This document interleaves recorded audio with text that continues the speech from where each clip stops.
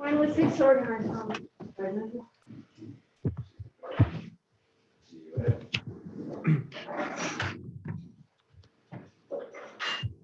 It's just the two. Is it? Yeah.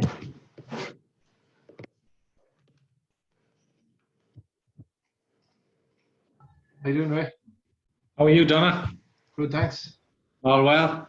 Yeah, we had a go, and my wife is pretty techie, and we had a go at the virtual background, but it seems to be in front of me. Yeah, I checked it. So you untick the box that says I have a green screen. So you go with any picture you want, but you don't have a green screen. What do I go into there now? Settings, is it? So next to video, there is choose virtual background. Okay. Yeah, hopefully everyone can hear us.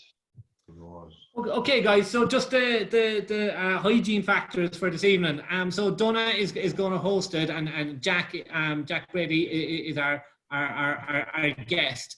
So I'd like everyone else to be on speaker view. So really, you should only be seeing Donagh or Jack. I'm going to mute everyone and then unmute obviously the two speakers.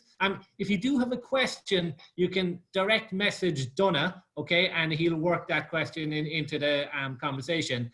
Now, for the last 10 or 15 minutes, we will take everyone off mute and we can have a good old free for all and chat. Okay, so that's how we plan to run it. If we're all okay with that, I'll mute everyone and unmute our two speakers.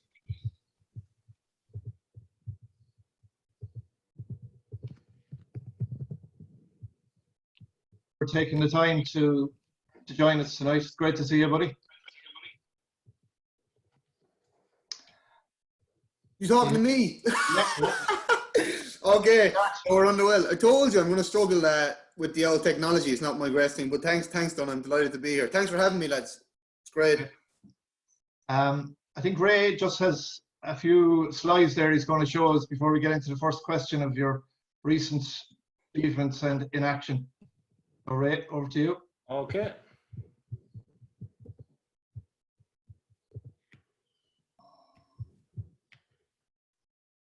Oh yeah. Yeah, that's what Shell, or is that Limerick? That's Limerick, yeah. Yeah. That's Limerick, yeah. Look kind of yeah, look very orange. Look kind of young there, actually. Yeah. Yeah. Oh yeah, that was good. That was actually a game. That was a great game. I had a good game that night, actually, and that was last season now. Against Shells up in Talca for Limerick, yeah. Oh yeah, that was in the Markets Field. It's an unbelievable stadium, unbelievable place to play football as well. You know yourself. That was up in Cabinteely, new club as well. Last couple of years, yeah, in Longford days as well. That's Tala. I'd say no. That looks great. Don't know where that ball ended up, but it looks good from that angle. To be honest with you. Right.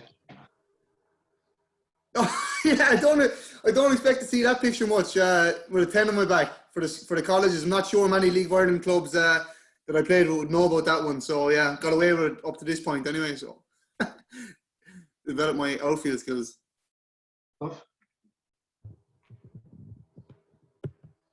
That is me with the 10. Yeah, that was only last year. That was representing the Irish colleges last year. It was a good experience as well, out and playing in Abbottstown, where the senior team training obviously was an unbelievable experience. Is that one of your coaches? Yeah, well, yeah. I'd say my biggest critic, to be honest with you, as well. Oh yeah. And my inspiration, I'd say, yeah. So my dad there. It's good to see him as well. Yep. So happy for once.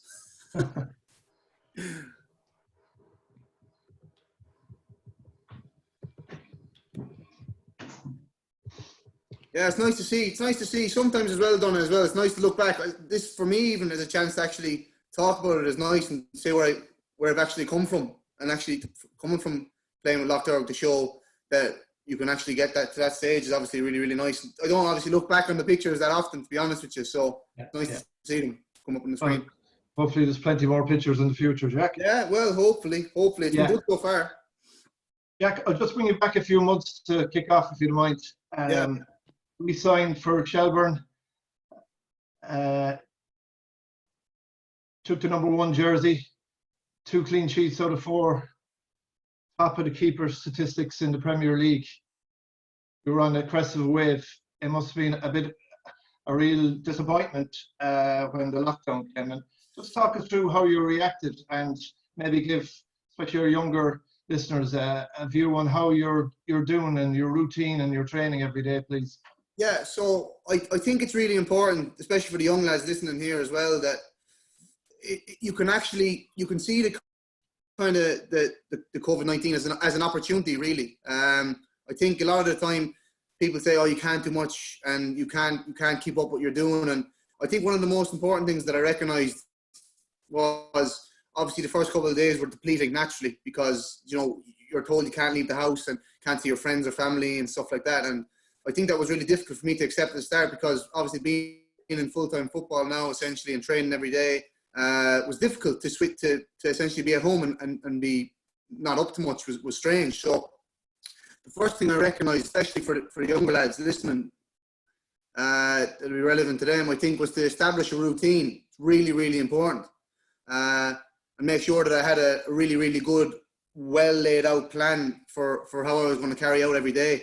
For example, now I'm obviously teaching from home, so I had a very strict plan where I was kind of thinking, you know, what can I do? I'm going to teach first. I'm going to have all my plans out for the day. Then I'm going to, what's within 2 kilometres from me? I have a big estate.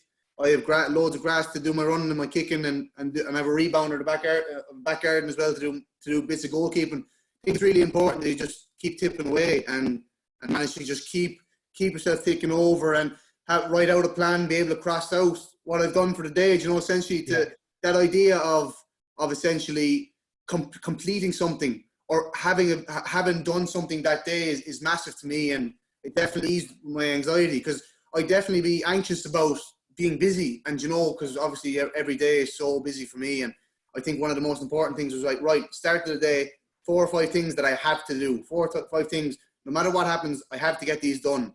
And when you look back maybe 7 or 8 o'clock at night and you haven't ticked off, it's a lovely feeling, you know, because that's all we can do. Kind of looking after myself mentally is a big thing at the moment. So you're viewing it as an opportunity, really, Jack, to maybe improve parts of your game during the lockdown. Is that correct? Yeah, definitely. So, guys, I'm just going to jump in there. I am just seeing that we have some people who are not getting any audio. I just want to check and see where we are. So bear with me. Certain people can hear us? I'm going to take it. Okay, so can people take themselves off mute and let me know? Can people hear me now? Hey, Ray, yeah, we can hear you. Okay. Yeah, I can hear you. Yeah. Hear you. Right, okay. Yeah, no problem, Ray. Yeah. Who is struggling? If anyone is individually struggling, can you type me a chat message? It's Ray Hickey here.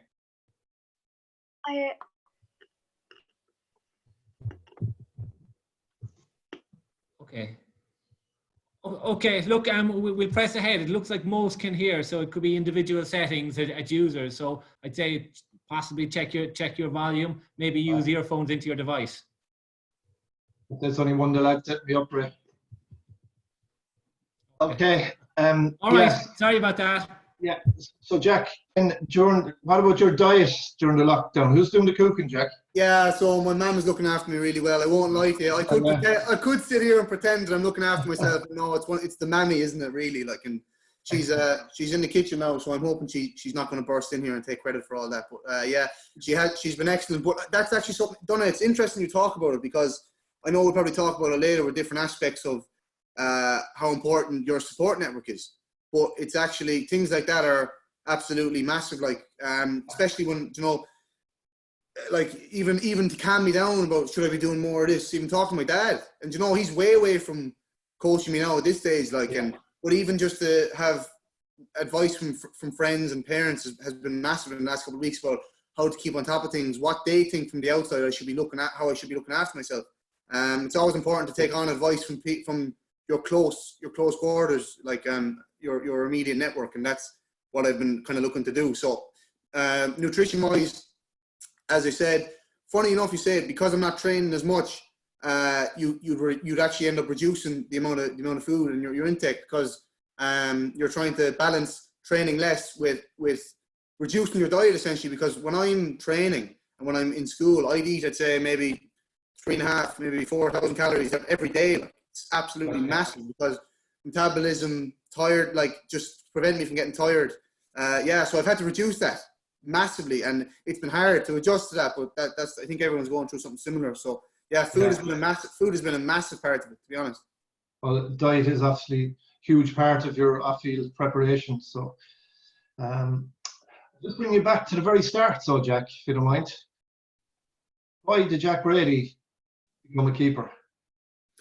So it's interesting, because when I was 4 or 5, my dad, I go back to dad so many times, but he used to bring me out to the back garden or down to the local GA pitch in Ballina. He'd pick up 2 cones and put them down, and he'd be like, "Shooting to them, Jack, shooting to them," and I just stand between them and be like, "Shoot on me, shoot on me." And I don't know if anyone ever does that, because I think everyone just wants to score the goals. And my dad used to be like, "Oh, I can't believe he's not shooting. I want him to shoot and score goals, and he wants me to stand here and take shots. And what's he doing?" And I think from then I realised that it was only ever going to be a goalkeeper. I've only played in goals my entire life. And someone asked me a similar question, Donagh, like, why did I not try, go for the glory, play up front, and try and score a few goals? And for me, I really always enjoyed pressure, and really enjoyed absorbing pressure and difficult situations, and I get so much more of a kick when I was younger about making that. My Conor Maguire and Phelan O'Hagan would always hammer me about making the camera save, the big tip, catching you, tip it over the bar kind of thing. And that was always what I was interested in, kind of being the. Funny enough, Patters here as well. He used to always hammer me on that as well. So catch it, don't parry it, and all that. But yeah, no, I think I always got a bigger kick out of making the big save or jumping across the goal and tipping it around the post. That was something that always appealed to me. So that was kind of why I went with that instead of playing outfield. It was since I was 4 or 5. I've never played outfield. So we have a couple of video clips here, guys. I'm just highlighting some of the attributes of the save. Are we okay to cut to that? Yep. Oh, this is interesting. Okay, Donagh G, with me. Hope these are all good clips now. Haha. Share screen.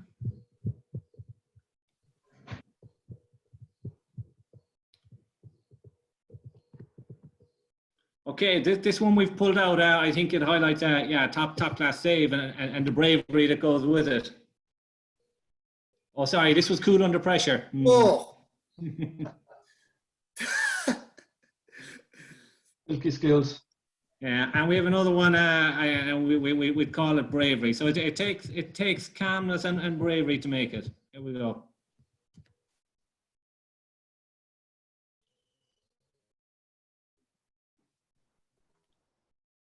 Oh, I don't know about that now.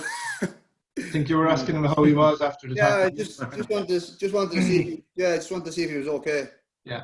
Yeah, just checking in on him. Yeah. All right. Okay. Go on. We'll go back. Okay. So, Jack, you arrived in Ballina from 1999, was it? Yeah. Yeah. And Lough Derg FC was formed in 2002, and your dad, Enda, amongst others, was the founders of the club. So that means you obviously started your official football career with Lough Derg. Was it in the under 6s, under 7s around 2002? No, it was that young, definitely under 7s, under 8s. I actually remember playing in Nina Celtic in the old VEC in the vocational school with 2 traffic cones down as goals, and I was like, that's where it started. Good summer day, and I remember thinking, this is what I want to do, like, and I really enjoyed it. And I actually played it, it was the most unbelievable thing. And I always say, going back to they were probably my favourite days, because you're playing with your mates, you're really enjoying it. I always say, sometimes you've actually got to appreciate playing with your friends and actually enjoying it, because the higher the level you go, the more pressure, the higher the stakes. And playing with your friends, winning with your friends, beating Nina in particular was the best thing. That was one of my favorite things.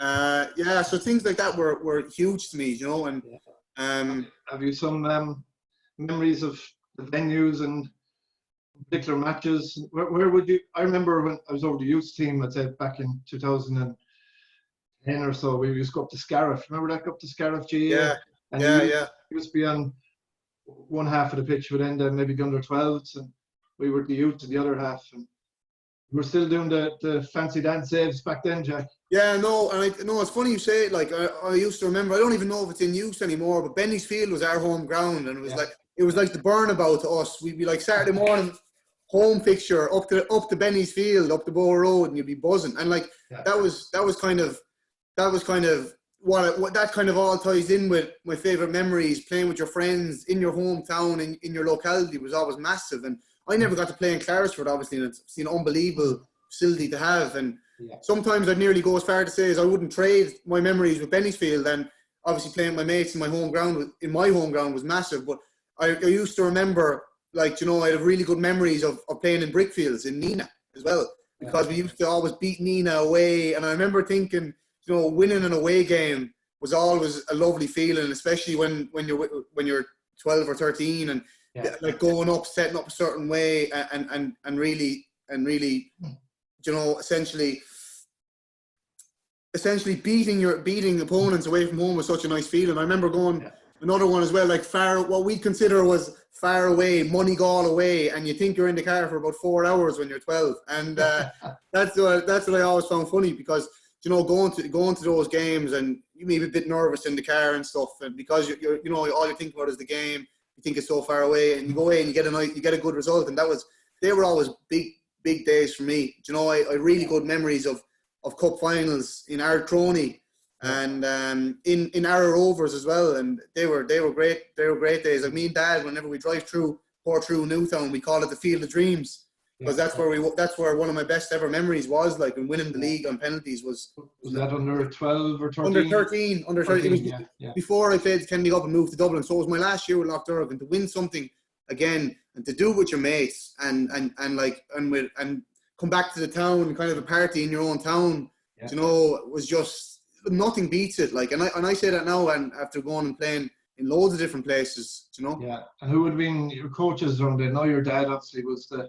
Yeah, and Dad would have been heavily involved, and Noel Kelly, David Kelly's dad, and he was like, it's funny when you talk about the two of them. They were, geez, when I look back now, for under 10, under 11, under 12, they were hard men, you know. And the way they conduct training session actually really set up how we should approach games and things. And I think it's really important that, and even for coaches of younger teams now, if any of you are listening, like, we can do as much technical work as you want, and that's obviously hugely important and massively benefited me doing lots of technical work. But having that drive and that desire from your coaches and actually passing on genuine passion and care went so far, because it helps you set your standards. And we had my team under 12, under 13, under 14. We were a team of winners, and we believed in each other. We all went to school with each other. We all slagged each other. We all got on well with each other. You know, it was just a real bond. And I think that's why having players think the same as you, which I think at that age, at 12, 13, 14, a lot of time is actually passed on and generated from the coach. You know, and actually passing on that belief system and passing on how you really think your players are going to be good enough to push on. I think that was massive for me. And obviously we had Dermot Buckley as well. And late Dermot Buckley obviously was a great man. Ross Buckley, his son, was on my team as well. And like Dermot would be the type of coach now where he'd go around to individual players, arm around the shoulder. He'd tell you, don't take that to heart. You're much better than that. And that was massive for me, because at 10, 11, 12, you know, being a small player, going into the big full-size goals and full-size pitch, having someone actually put their arm around your shoulder, because my dad would never.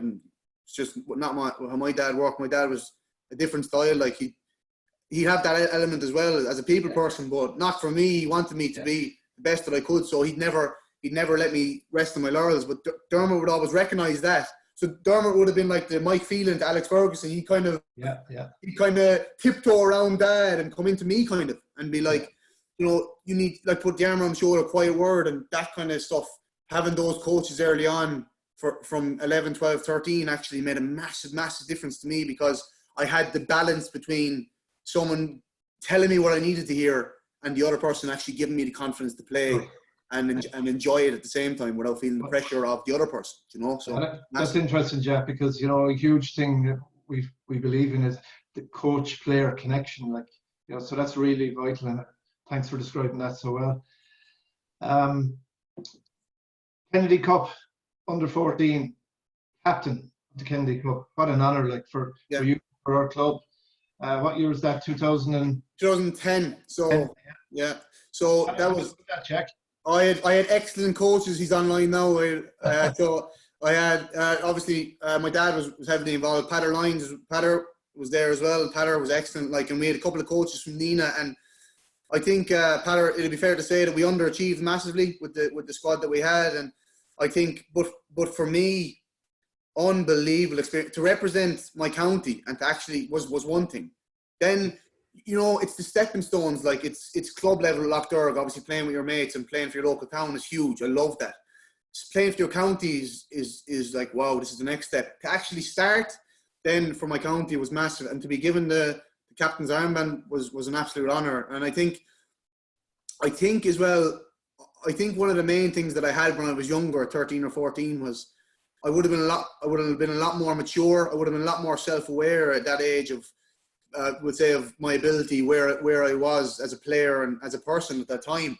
Even from such a young age, I knew that I was going to be able to push on if I really wanted to, because I knew the standard around me and the players that I had, and I was like, yeah, I'm definitely able for this level. And, you know, I think one of the main things that I think at 12, 13, 14, for any of the boys listening, is that you're going to always, like, the players around you, I think even in school, there's boys who be jealous of you, who envy you, who are going to slag you, who are going to have a go at you. And I think being able to, at that age when you're insecure and you're young, and like as I was, as any normal young fella was, I think it's really important to actually be like, hold on a second, I'm here for a reason. Like, I'm actually at this level for a reason, and being able to separate myself and be like, you know what, playing for Lough Derg, I'm winning leagues, you know, I'm playing for North Tip, I'm captain of North Tip, and that was a massive thing for me at 13, 14, because it gave me a sense of how much quality that I actually had as a player.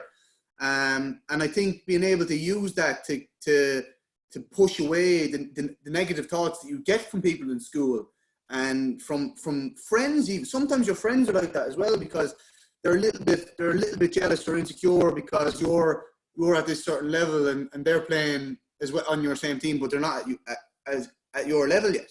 And you only recognise these things upon reflection, really. And I think it was such an honour to actually get a chance to play for North Tip. But again, it's always, for me, so important to recognise that you have to push away the negativity at that age. Between 12 and 15, 12 and 16 is massive to your development. Even at such a young age, you have to start recognising when people are, you know, actually trying to get inside your head, and they're doing that for a reason. And I think one of the main things that I did was keep telling myself where I am, keep recognising I'm good enough to play at this level, and to represent North Tip kind of took me away from all that, and playing for my county and playing with the best players around was such a huge experience, and it was an unbelievable week at the Kennedy Cup as well, despite us not doing well.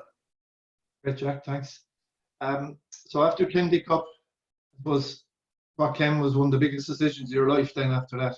Yeah. With Lough Derg, Kennedy Cup, scouts probably at Kennedy Cup, scouts coming to matches, coming down from the big smoke, and you took the decision to go to home farm at the age of 14, was it? So it was 14, yeah. Well, obviously you weren't moving up there, but you were moving club. And tell us about that decision. It was hard, and then I suppose your time with home farm. Well, I think the first thing that I have to mention here is, again, when I talk about a support network, it's actually, this is everything that you need. And for young players, I think it's really, and for parents and coaches, it's actually really, really important to recognise that I could not do this alone, and I was going to need a lot of help to do it. And I think James Scott is actually here somewhere. I can't see his name coming up, but James Scott actually had a massive hand in helping my decision as well, because I remember even my dad was saying, had a couple of meetings with Scotty and said, well, what do you think? And I know Scotty said, well, if you're going to try and, at the time, the pathway was very limited. It's not like now where there's a League of Ireland 13s, 15s, 17s that you can play locally in Limerick. Absolutely. And at the time now that wasn't, and there was nothing like that. And if I was going to try and make it as a player and give it my best shot, Scotty suggested the best thing I could have done at the time was to go to Dublin. And unfortunately, and I realised that I'm very, very lucky. Not everyone would have had the ability to do that, but I was travelling to Dublin 3 times a week because my father and my mother essentially gave me the opportunity to do that. And they gave me lifts to training, and they always say that it was up to you from there. And I understand that, and I took that pressure on at 14, where they were driving me to Dublin 3 times a week, kind of, Jesus, just in the middle of the recession, really, towards the end of the recession as well. And I understood that at the time, so I never did my best not to step on their toes in case they were going to threaten me. You're not going to Dublin tonight, or one of them ones. And I think the word that comes to mind, Jack, was a sacrifice. Not just your sacrifice. Yeah, no, that's exactly it. He also had to cut a lot of gardens to pay for the diesel 3 times a week. Dublin. But was I have it on good authority, Jack, that you still maintained your schoolwork very well during those few years. Not to be giving you a big head or anything, but I know by the time you came to the Leaving Cert, you got Student of the Year in St. Anne's, the local school here. And, tell us about how you managed to balance it those few years. Yeah, so, well, I'll be honest with you, Donagh, the first 2 years were really, really tough. First and second year travelling to Dublin were really difficult because, as I said, went around in a tangent there, but when you're talking about home farm, it was a big decision to undertake, and I think the understanding would have been really from my parents, they'll give me every opportunity that they possibly could, but I have to maintain my schoolwork. And that was it. That was the be all and end all. I think it's really important the players understand that England or playing in Dublin or playing at the highest level is obviously fantastic, but the chances of you ultimately going over and staying over at a young age can be quite slim at times. And so you have, my parents made it clear that sometimes you have to recognize that you have to achieve a balance. And I think that was one of the things that I recognized here. So especially when I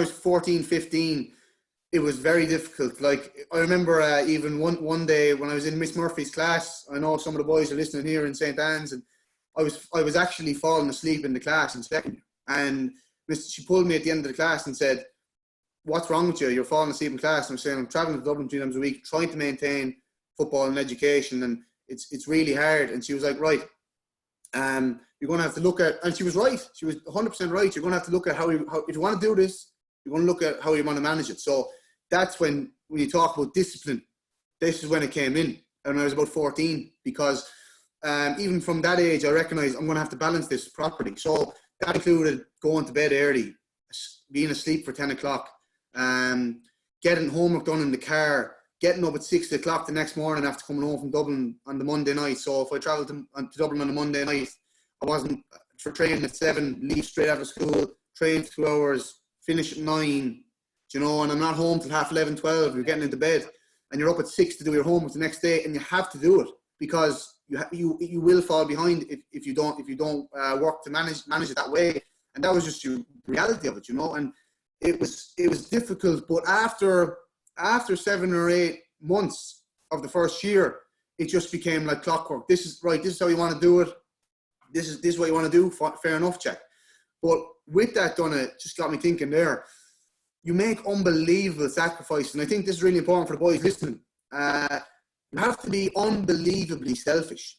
Now, I mean selfish in a good way. Now, when I talk about selfish, I mean you can't stay up with your mates late playing Fortnite. You can't be up playing FIFA. You can't be online.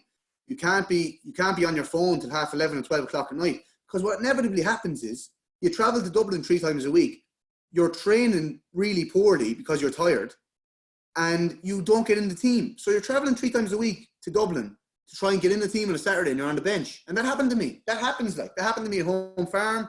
Happened for me at Stella Kevin's. because I lost track of what the end goal was of actually making it as a professional footballer, whether it was going to be here, which it is, or whether it was going to be abroad. The ultimate goal was to make it as a professional footballer. And it's very easy to lose sight of that, especially at 14, 15. So I wouldn't be overly harsh on players, going like if they want to, sometimes like stay up late. Obviously, that's fine, weekend or whatever. But if you have training the next night, and you're traveling to Dublin, you've got to get your homework done. You've got to go to bed early. You've got to eat right. And that was an unbelievably selfish thing that I had to do. It was going to be all about me, and I knew that. Like, for example, my friends. I don't think I saw my friends for it could have been weeks, months at a time where I actually spent time with them. It was, I'm home now, I'm going to train, I'm going to go to Dublin, I'm going to train, I'm going to come home, I'm going to do my homework. That was my life for 5 or 6 years. Now, I loved it, but it was difficult. Yeah, definitely. It was changed a bit, as you said there, that you'd like to think it's changed anyway, and that you don't have to go to Dublin anymore. With the under 13s, under 15s League of Ireland, you'd hope the guys, if they're happy, would stay with their clubs, and then if they're good enough, by all means, that's the next step, League of Ireland. But all the things you're saying, I'm sure, still apply. Whether you're staying with, if you want to go as far as you can go, the things you're just saying there are vital to every player, aren't they? Absolutely, and I think that the players, the pathway is definitely there now, and the boys are so lucky that they have the opportunity to actually play in the League of Ireland at a local level now. Because when you look at the things that apply, I'm talking about homework, nutrition, schoolwork, and then application to training. And I didn't want to come across quite like, it was very realistic, but I didn't want to come across quite negative. There's a very, very good element to that as well, where if you're training a certain amount, that discipline to train actually comes into your schoolwork as well. After maybe 3 or 4 months, it becomes routine. That's huge. What ends up happening is you're saying, right, I'm in from school at 3:30. I now have 2 hours to get my homework done. That is the only window I have today to get my homework done. I'm going to get it done there, and I'm going to go to training and be guilt-free and enjoy training then and give it my all, because you're achieving both at a very similar level, where I'm looking at education nearly being balanced with my football between 13 and 18. Yeah. But I was excelling at football and actually doing really well in school as well, because I was maintaining a balance. I wasn't going 70-30 or 30-70, because if you give too much to the football, you're going to be tired and your schoolwork will suffer. And then I think that was a major aspect. So I think having the benefit of having the League of Ireland on your doorstep at a local level will be massively beneficial now, because you have a bit more time to rest before you go to training. Where I was sleeping for 2 hours in the car, and my dad would be talking to me, "How was school today?" Yeah. Honked in the passenger seat, And I think so. Coming home from school now, and for boys getting their homework done, and then having the chance to go training and getting home and getting to bed early is something that I envy, because it was something that I never got an opportunity to do. So the opportunities are definitely there, and the platform is there for the boys now. And I think, especially coming from Lough Derg, and I think that it's a much better system for them to essentially make it if they wanted to. Because for me, I pushed myself right to the limit, as far as actually in 5th year I got burnout essentially and got tonsillitis, and that's not it's not the right way of doing things. It's not how things should have been done. It was just the reality of what I was doing. That's why having the League of Ireland at a local level, the boys have to recognise that it'll be such a benefit to them to have that on their doorstep now. If they want to avail of it, it's there. It's up to them, Yeah. Well, 2 things struck me from that little part, Jack. One is sacrifice, and that, but what's wrapping all that is saying you loved it. You absolutely loved it, and that's key. Like, we all love the game, but there's a certain, if you really love it, you're going to get the desire and the discipline and the sacrifice, aren't you? Absolutely. And it's important to say as well, Donagh, as well, and for the young lads, for the boys listening, that there's going to be times, like, but I didn't go from 13 to 18 and it was all smooth sailing. Far from it. I'll tell even a funny story. Like, you have to love it all the time. You have to love, if you're not playing games, you have to love training. You've got to find the love in it somewhere, because that desire to actually make it was always at the back of my head. I was like, I'm going to make it as far as I possibly can. And that was my aim. But I remember when I left Home Farm, they brought in another goalkeeper. And I essentially was on the lookout for a new club. So I was essentially being dropped from Home Farm. So after the first year of playing in Dublin, all I'm getting is, yeah, you were grand, but we have someone else who we think is better. So all that sacrifice, all that time spent may have not been worth it if I had taken up the attitude and the idea that, well, sure, it didn't work and I gave my everything and I travelled to Dublin 3 times a week. Sure, it didn't work, so I'll just give up on it. I actually remember sitting on my couch in the kitchen when I got an offer from Stella Maris to sign for Stella Maris, another big Dublin club, to sit on the bench and be second choice for their under-15 team. That was my only step at the time. And I remember sitting on the couch crying at 15, my parents telling me, this is all going to work out, Jack. And I was thinking, no, you don't understand, you don't get it. And I think that's when I started to realise how important the support network was to show you that love and to show you your desire to do well in the game. Because things will break for you eventually. So the point I'll be making will be, you have to love it all the time. The ups, the downs, that's part of football. That's part and parcel of football. And I actually think everything that I've learned since going to Dublin has been unbelievable in terms of life lessons and applying those experiences to life.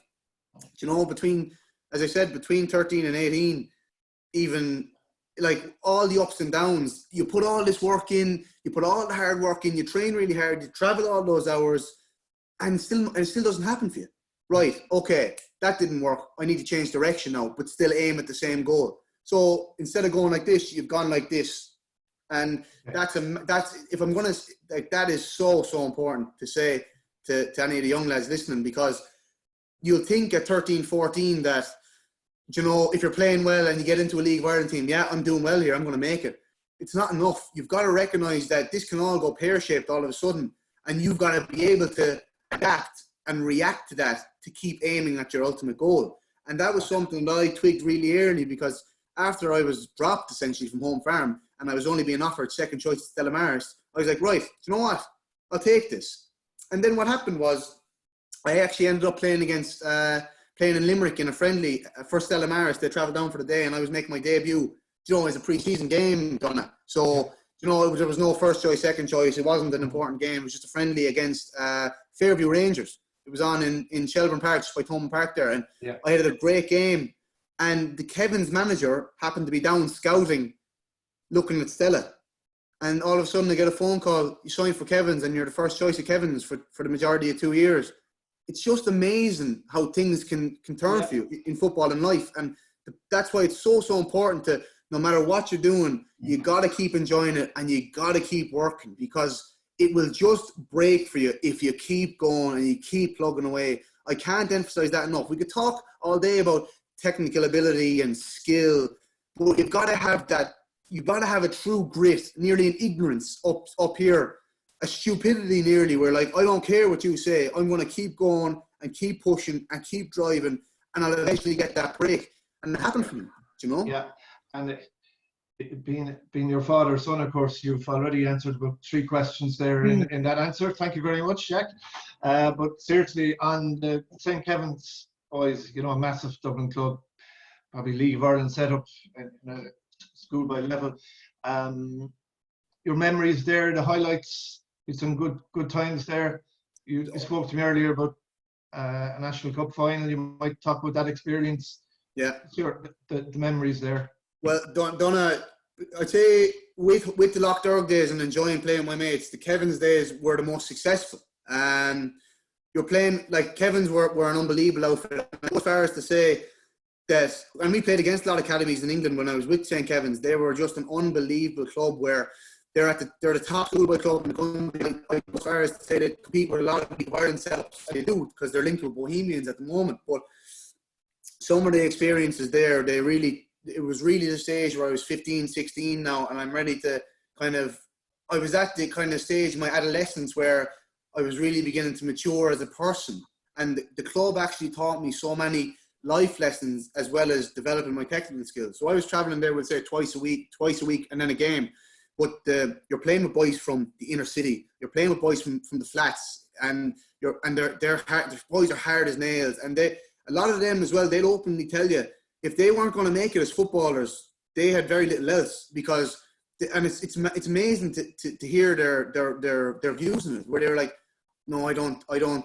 You know, this is the only thing I'm driving for. So to be coming from, you know, Killaloo and Ballina, where, you know, I was, you know, I had a lovely upbringing, to this all of a sudden this professional setup where everything was actually, if you're not playing well, you're getting thrown out. And that's the type of pressure you were under at the club, and it was just an unbelievable experience. But to harness that was the most important thing. And I think for the young lads as well, this is important again. You have to be able to take really harsh criticism from other players and from coaches, because this is you're in the grown-up stage now, and it's kind of where I think the coaches would have been like, they were so straight out in the dressing room, you wouldn't have had an opportunity to defend yourself really. And players have a go at each other, coaches have a go, but it developed me so much as a person. It taught me so many things about resilience, how to be emotionally strong, how to stand up for myself, which was something that I never had to do before, you know, and how to be able to give it back. And I wouldn't encourage, you know, FU having a go at each other. But it's be able to bite back and say, no, I'm good enough to be at this level just because I'm from the country, just because I'm from a small town doesn't mean I'm not good enough or I'm not able for it. And I think after a couple of weeks, my ability on the pitch kind of started to speak for itself.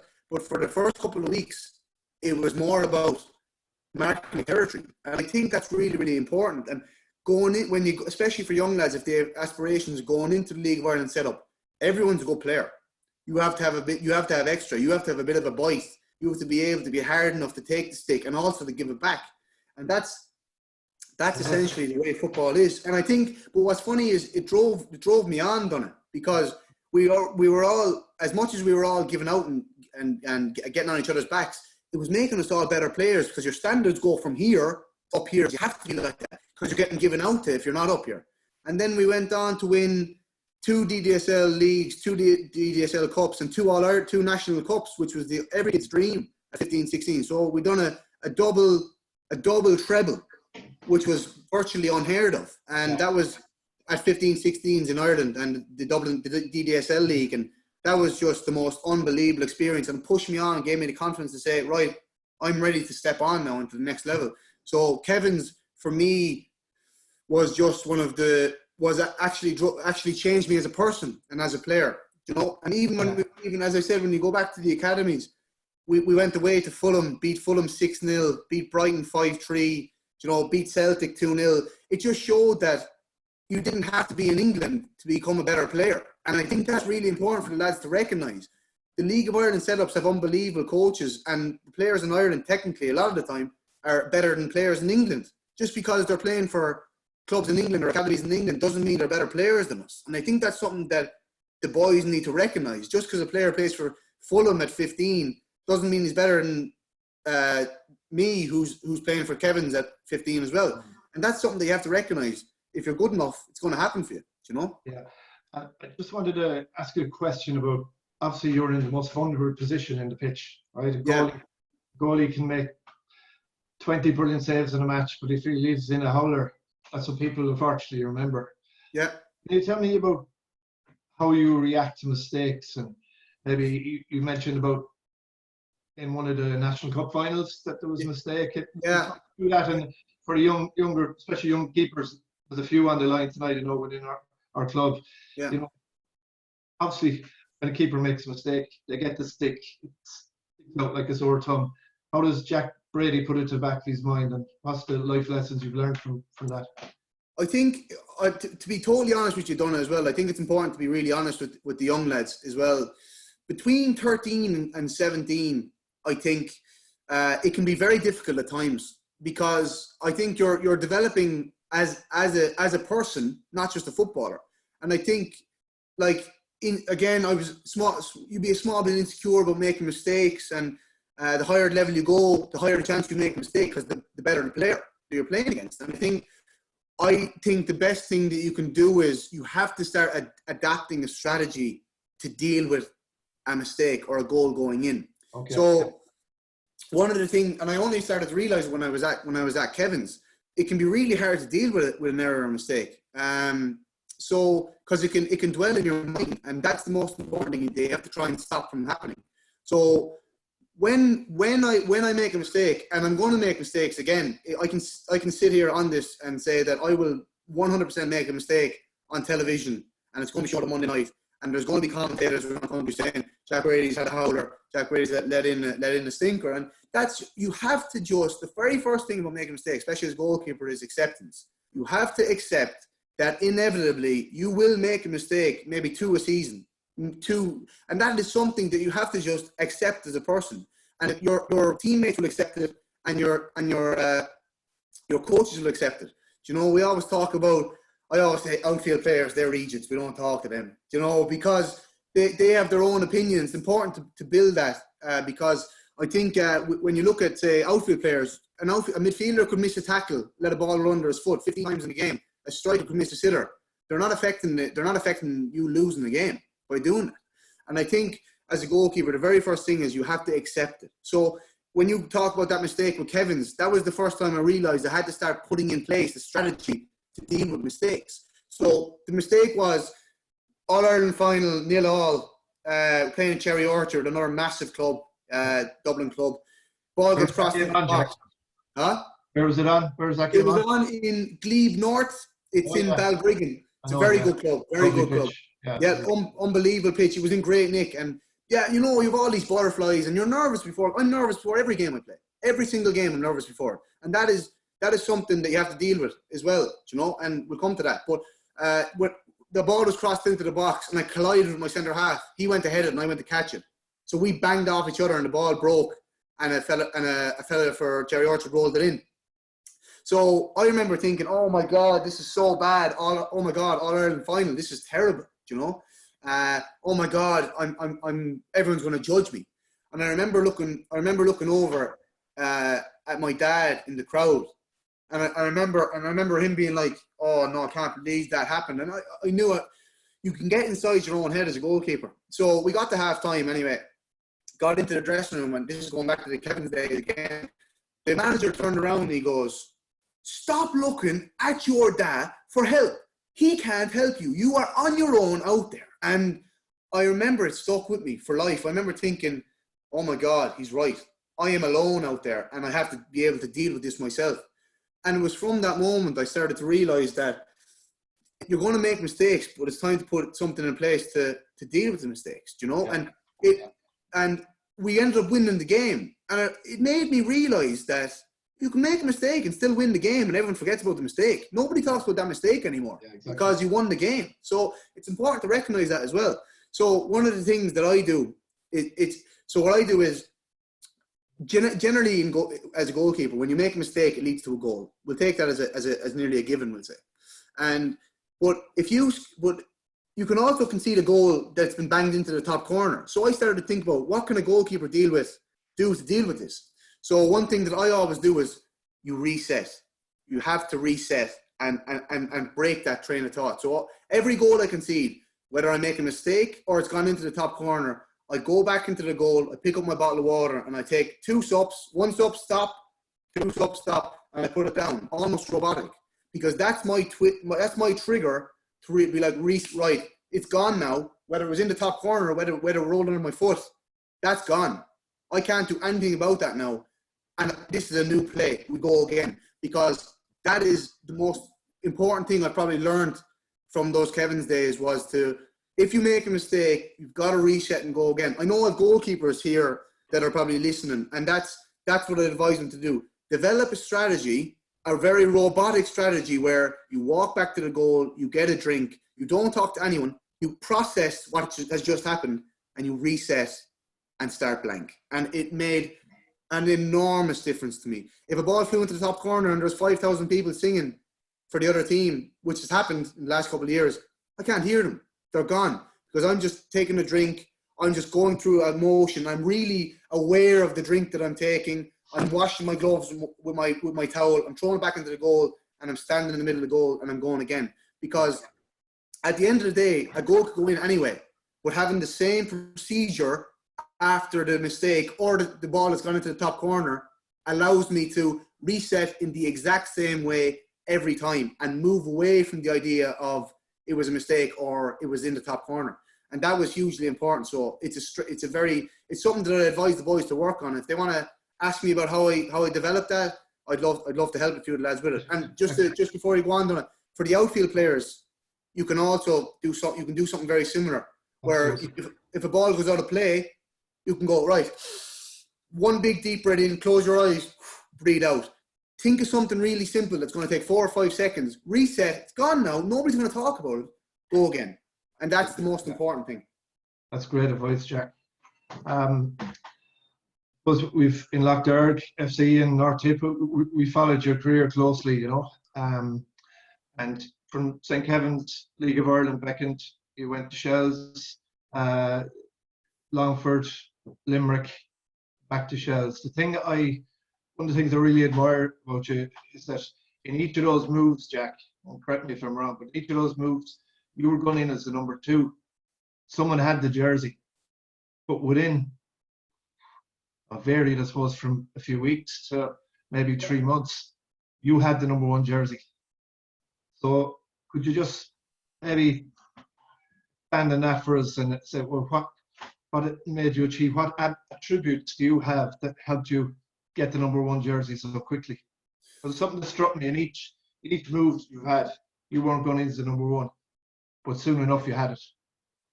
I think the first thing that you have to talk about here again, Donagh, is you need to have an unbelievable ability to block out the opinions of others, especially in situations like that. Because moving around professional clubs is very different, where people are saying, "Why are you going there? You're not going to play. Why are you making a move there? There's keeper set in stone. He's been there for the last 5 or 6 years." And I'm thinking, doesn't bother me. I don't care. And I think, and that can be very, very hard to adjust to, and it takes time. But I think what really drives me on is I really enjoy being the underdog. And I think I've been the underdog for so many years, because traveling to Dublin, I was the young fella from the country. And I think that was something that really annoyed me. And whether it was right or wrong, it drove me on to show them I'm well able to play at this level. I can play in this city. I can play in this country. And I think definitely when I got into Shell's senior team first, I was like, I can't affect the games, so I have to focus on what I can affect. And it can be really disheartening going in knowing you're a second choice, which I did at every single club that I went to, you know. And I actually just inevitably, you can't block those things out. So what you can do is you can actually replace those thoughts with actual different actions. So what I did was I focused on what I can actually affect in this time. So I went in and played behind Greg Murray, who was an established goalkeeper in Chelsea the first time. I was like, what can I affect here? I can train really, really hard here. I can work so hard that I can literally not give the manager any choice but to not put me in goals, but to actually observe me and to be able to see how hard I was working. I wanted to show them how much I wanted it. And inevitably, if your coach sees how much work you're putting in, especially if you're on the bench, because it shows a real desire and grit, that's when you get your opportunity. And I think that happened at every club I went to. I'd done well at Shells and went to Longford. Same thing happened. I was like, I can't affect the fact that he's playing. The only way I'm going to get put in is if he makes a mistake or if he gets injured. So I'm like, right, what can I affect at the moment? I can affect how hard I train and how much I apply myself to every single training session. Every time I went in, I was like, into the dressing room, right, I'm switched on now. So I think it's fair to say people know me as talkative, bubbly, and, you know, I like talking to people, and that's just me. But as soon as I get to a training ground, it's like a turn a switch and become a different animal, because you have to. If you're there, you have to give it 110% every time you're training. And I think that's why people need to understand that how important it is to give everything that you have to every single training session. So to summarize that, Donagh, really, you can only affect what you can affect as a player. You can't make the coach's decisions for them. You can't hope, and it's something that I never did. You can't hope another goalkeeper makes a mistake because it affects the team and the results. You can't hope he gets injured because that's just immoral. And that's something that I've never done. And I think it's, for me, you have to start looking at, right, stop judging them and saying, I'm better than him, he's crap. Stop thinking like that. You can't think like that. What you have to do is you have to say, look at yourself and say, what can I do that's going to affect the decisions of others? Because you can't ultimately make him put you in the team, but you can show him how hard you're working to get into it. And I think that's the difference. I was cut in there, but that's one thing definitely always struck me when I met you over the last 4 or 5 years, that you were never one to say, oh, the other keeper, the fella has a jersey, he's not great, I'm going to get in. It was never about that. He's a good keeper, but I'm going to get it. And so it was a combination of respect, but it was a huge belief that you had in your own ability. And but Donagh, that's it. I think it can be very, very hard when you hear from and this is going to go back to the opinions of others, your parents or your friends are saying, he's crap, you should be playing. You actually can't afford to take that on board at any age. Under 12, under 13, under 14, under 15. You cannot listen to other people saying you should be playing ahead of him. You've got to actually say, well, actually, ma'am, I'm not training well. Or, well, actually, ma'am, he's much better in training because he's eating better and he's going to bed earlier. He's doing everything he needs to do, and I'm not. So, and do you know what? Sometimes, Donagh, and for anyone listening, it's the most difficult thing in the world is to look at yourself and say, I am not doing everything I can possibly do to make myself better here. I'm not doing everything that I can possibly do to be a better person and player. And I think that's something at 15, 16 that I started changing my outlook. I was like, I can control how hard I train, how much extra hours I put in. Will I go down the Ballina GA pitch and do my kicking with the small goals? Will I go over to Carrisford and start practicing my side volleys and my diving? I can do that on my own. I can actually do that on my own. I can improve on my own and be a better person of the things and be a better player and be in control of the things that I'm in control of. You will, and it goes back to moving clubs from Stella to Kevin's. If you keep grafting and you keep driving, I'm telling you, it's simple as that. You will get your chance. So that's kind of where that whole belief comes from. Can I go back a few years I'm conscious now of a good few questions that that all the kids have sent in, especially a few of the coaches. I want to get to them, Jack, but Okay. one or two final questions. You went on several trials across the water. Yeah. Different clubs, you can name them. I know you went to West Brom, I was once, but can you just talk us through that experience? Because I'm sure it wasn't a bed of roses. You can name them there for me, but if you just share your experience of the trials and how, I'm sure it stood to you, but I'm sure it was some tough days as well. Yeah, like I was actually very, very close to signing for West Brom. And so it's very interesting because I'm actually very, very close to signing for Peterborough. And it was very, very interesting because it ultimately comes down to how they're going to see you in 4 or 5 years' time. And in England, they essentially look for goalkeepers who are your height, on 6'19". And the issue with that being is I'm just borderline 6 foot. And I think it's funny because when you hear things like that at 14 or 15, can be unbelievably demoralizing, embarrassing.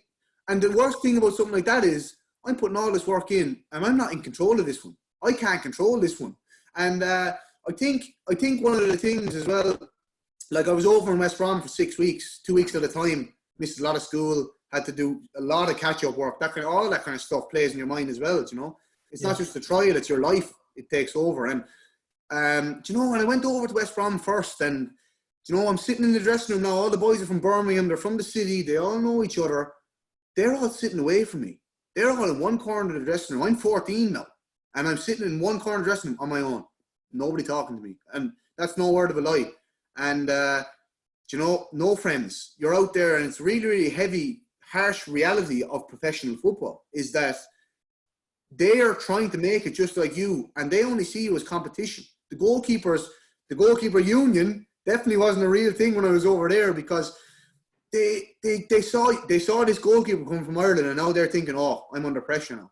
So I never really had I wouldn't call it an enjoyable experience being on trial a lot of the time, because you're literally working as hard as you can over a 2-week period. And now, you know, you obviously have some unbelievable experiences. I kept a clean sheet against Wolverhampton away and Peterborough away. We played them with West Brom, and we beat Birmingham in a Birmingham derby. You know, that's unbelievable. At 15, that's an unbelievable thing. Great You know, experience, yeah. unbelievable experience. Like, and the coaching and so it's very interesting for 13, 14-year-olds. Like, they're on academy contracts, so they're getting school and training at the same time. So I was going to school over there, getting experience of that, and also training in the morning and in the afternoon. As a 15-year-old, that's you couldn't pay for it. You know, that's just an unbelievable experience. It really stood to me because it really helped me build my resilience as a person, not as a footballer. Because there's going to be times in life for everyone, in school, in work, for even someone my age now, or even the coaches, I suppose, that things are going to go wrong, and people are going to be essentially, they're not going to talk to you, and they're not going to value you as a person, even though they don't know you. And that was something that I had to accept going over there. And even though I had all the skills, all the technical abilities, and all the write-ups that the coaches sent back to my coaches in Ireland, all the ability was there, but I wasn't big enough to play in the Premier League. That's what I was looking at. Like West Brom were 6th in the Premier League when I was there, and they were looking at signing me, and I wasn't 6 inches taller, and that's what stopped me. And at 14, I was like, right, I can now sod this off and go and not play football, or I can still pursue the dream and get there a different way and make it a different way. Being a professional footballer is not about being in England. It's about being a professional footballer. And and having the professional attitude to recognize that and then still ignore it and drive on anyway. And that's what I took from the experiences that I had in England. Unbelievable experiences, going over on airplanes when I was 14 on my own, living on my own in digs. I think I stayed at 15 or 16. I stayed in a hotel on my own, you know, collected and chauffeured by the staff, and unbelievable experiences, but It was lonely. Lonely. I was watching a webinar last night with John Delaney, and he Barry Coffey on. Yeah. And John Delaney from Nina. And, it was really similar. You know, he was saying how tough it was. He was at Villa for a while, trials, and, you know, you're really out there on your own in the world, like, you know, and they're looking at you as a player, but also what type of character have we here, you know? So it's interesting, very, very similar, you know, and as you said, you have to keep working whatever way, keep trying to turn it around. Yeah, but that's it, Donagh. Like, I think you have to recognise that making it isn't going to England at 15 anymore. That's gone. As you said, having a local professional platform, half an hour in the road from Lough Derg in Limerick, at this moment in time, obviously, and then even you have Cove, Cork, Waterford, different options as well. Yeah, they're as good as being in an academy at England. They really are. Like, and I'm not just saying that because I'm currently playing in the League of Ireland. I've coached keepers at that age. Some of the setups, look at Shamrock Rovers and the Dundalk underage setups, are better than. So, for example, you've Category 1 in England, Manchester United, Man City, and then you've all them. Then you've Category 2, Crewe, Millwall, good clubs. Dundalk and Shamrock Rovers would be up there with their academy setups and be as good, if not better, than a lot of the clubs in Category 2s. And I think you have to understand that just because someone you know might have gone to England at 15 or 16 doesn't mean that you're not going to make it or actually become a professional footballer. You know, and that's absolutely. You know, and having the platform here now that I didn't have 10 years ago is something that the boys on this call should start making themselves aware of and realizing that the dream is alive for them, and it's there if they want to go after it. Like, you don't have to be in England to become a professional footballer. And that's the point I try and make with that. Super, Jack. That's great advice. One more question before we get to the questions. So, just briefly, can you list a few of your? Yeah, I know it's hard for Brady, but can you list a few of your highlights in the last few years? Maybe a particular match, particular save, playing with Shells, Longford, my own alma mater, Limerick. You know, you've had a few great performances, a few great occasions. Yeah. Just share a few of those with us, Jack. I think Donagh, this is interesting for some of the older boys listening, or even the coaches with parents who wanted to come aware of this one. I found it when I moved to Dublin first for college, when I finished my leaving cert, I thought it was going to be I was going to have it handy, like I was going to be like training with shells all the time. I'm in college, I'm having a great time. I wasn't, you know. Like September, October, November, dark and wet. First year in Dublin, no friends in college. Yes, because I wasn't, because I don't really drink that much and I don't get out that often, as you can probably imagine. But that's I wasn't socialising or doing what first years in college were supposed to be doing. I was training all the time. I wanted to be a footballer. But now I'm still 18, 19, very young and inexperienced, a bit naive still. And I'm on the bench for the first team and being left out of squads in the first team at this point.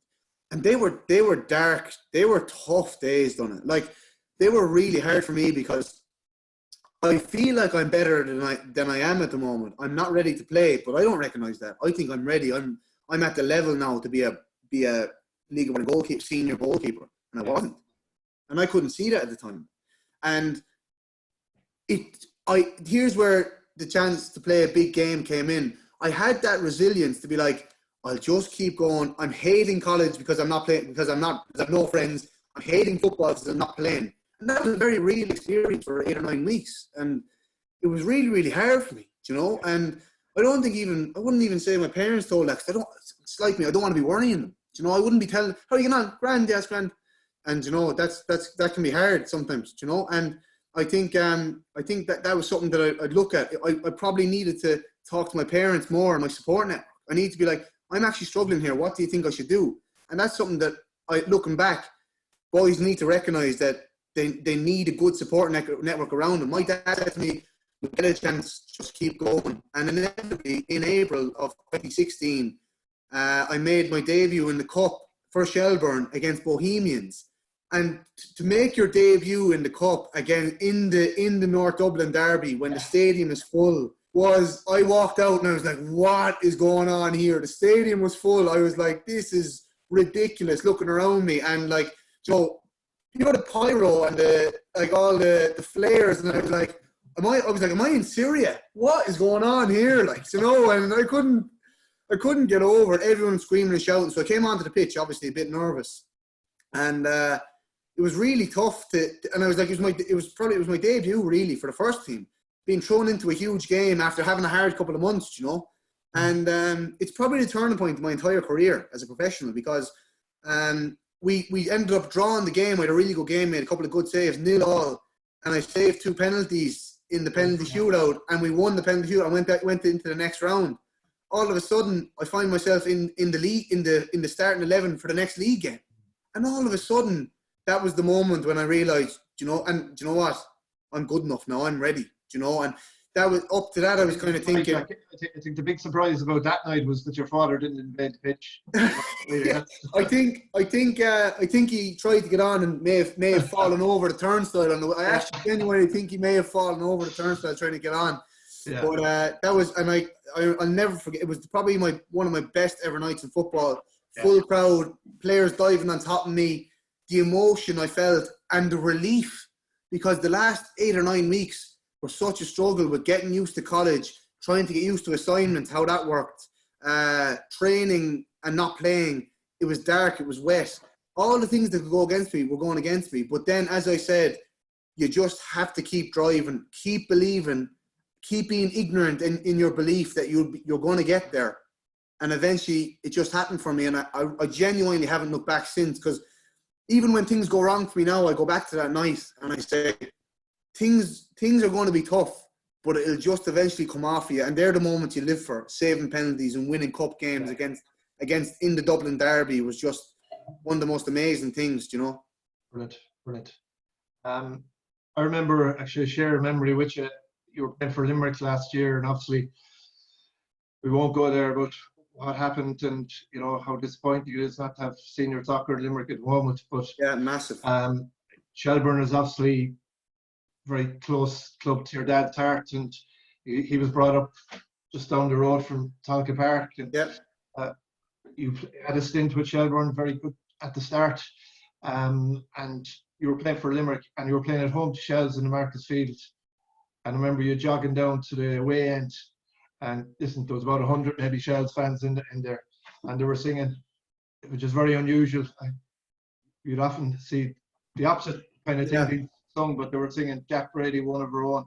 He's one of our own, Jack Brady, and that was incredible, you know, because you made such a good impression there, and it was almost, I'd say, as if you were fated to go back there, wasn't it? Really. And I think as well, you're essentially, because I live beside Talca Park, it's actually going back, like being back in the Lough Derg days. You have the local support because you're seen as a local. You know, you're around the area, and Shelbourne will be a massive club to me, and same with Limerick, to be honest, because you know the fans, you know them face to face. And I became really good friends with someone who was just a fan before, and that's what happens. Like, you get close to people, and then the club starts to mean something to you. That's why, even looking back on Limerick, it's so disappointing not having senior soccer, because it's my hometown club essentially. But because my grandmother lives in Dublin, Dad is obviously a local, I don't see myself having the same connection to any other League of Ireland club that I'd have in Limerick or Shelbourne. They'd be the two clubs that would be so close to me. And I'm just so lucky that I got the opportunity, I'm getting the opportunity to represent those clubs in the way that I do, because even just being a local lad and having that, I like that pressure of knowing how much it means to people is actually such an amazing feeling, being able to say, yeah, I actually represent what people feel here. And I think people need to recognise that League of Ireland is so popular with amongst a lot of people, and being able to represent them people on the pitch on a Friday night, and the passion that you see from very normal people and being played by very normal people is what it's all about. Like, I wouldn't consider myself, you know, you're not making millions in the League of Ireland, but you're doing it for the love of the game. You know, with some great evenings, when you were playing with Limerick, bringing some of the Lough Derg boys and girls teams in, and the great evenings, and it was, you know, to have someone in the locality playing at that level was, God, it was mind blowing for them, you know. So Jack, I'm not sure if WhatsApp Ray Hickey there, but he's not looking at his phone. I'm not sure if we're due to head off at 9:30, or do we have a bit more time, Ray? Keep on going. There's no rush, lads. You'll see everyone get the pillows down now, because I'm just going to keep talking. So, well, as I said, you're a Brady, so I'm pumping the money in the meter. Don't worry, Donagh. Okay. So I'm going to go into some questions, Jack, from people. So excuse me, I have them on a chart here, so I'm just going to. I'll try and shorten my answers, because I just feel I just wanted to say. So for one of the boys, just for a couple of the boys.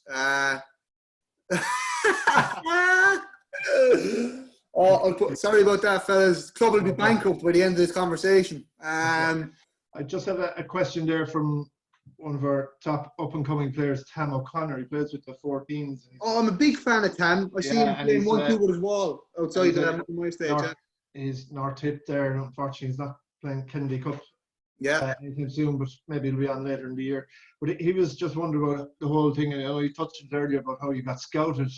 What was your reaction? And, you know, I think he also asked about the trials. I think you've covered that, but just about when you got scouted for Dublin, really, wasn't it? That's first. How did that come about? And so how did it feel? For me, it's actually this is actually one for the parents and coaches really as well. Again, I'll go back to the support network and how important it is. But I was put in the position to get myself that trial by my parents, by my father. Really, I had a really good Kennedy Cup, and then my dad ended up talking to a couple of scouts and coaches in Dublin. So that was my first kind of. And they saw me, and a couple of the home farm scouts had seen me play there, and that went well. But what ended up happening was I went up and done a summer soccer school for in home farm. It just happened to be the venue, like St. Anne's would be, and or Claresford, and I ended up being coached by the home farm goalkeeping coach at that soccer school, and done really well in the 3 or 4 days of the camp, and got my trial from there. So it's so important that if it's not happening for you, you got to go looking for it. And I think that's a really important thing to do. And to look for open trials. If boys wanted to go and play League of Ireland with Limerick, go to the open trials. Don't have that feeling of that entitlement where I deserve it, and if they don't pick me, I'm not going in to play with them. You can't be like that. You have to go and chase things like this, because there are so many players out there, especially in Dublin or in cities like Limerick, that everyone's a good player. You've got to go and put yourself in that shop window by actually making yourself available and to be seen by coaches. And that's, I'd actually say, so for any of the boys watching, the parents going to kill me. Make your parents bring you to these things. You have to go and do them, because if you don't go and do them, you won't get seen. You have to put yourself in that shop window. Okay, thanks, Jack.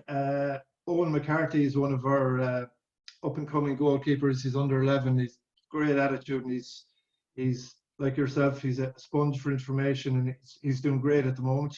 Yeah. He's 2 questions. So, first one, surely even you can answer this briefly, Jack. What are your favourite gloves? I use these gloves. They're called J4K. I actually think they're really popular with the younger keepers, because they do a lot of goalkeeping camps as well, and program, and a couple of 2-day programs and things. So I use the J4K gloves because, one, to be honest, this is one for the parents. They're cheap, and the standard of them is actually excellent. So I probably get through, because I train so much. I probably wear 2 or 3 pairs a season between training and games, but they're only 25 quid. And there's this absolutely mad idea that if you pay 110 quid for a pair of Nike gloves, you're going to be David De Gea. And that's something that I have to bring up. It's not about paying 110 quid for a pair of gloves. It's about finding the ones that were right for you. And the J4K, they're just for keepers, is the make. Okay. And there's an Irish base as well in Limerick and Dublin.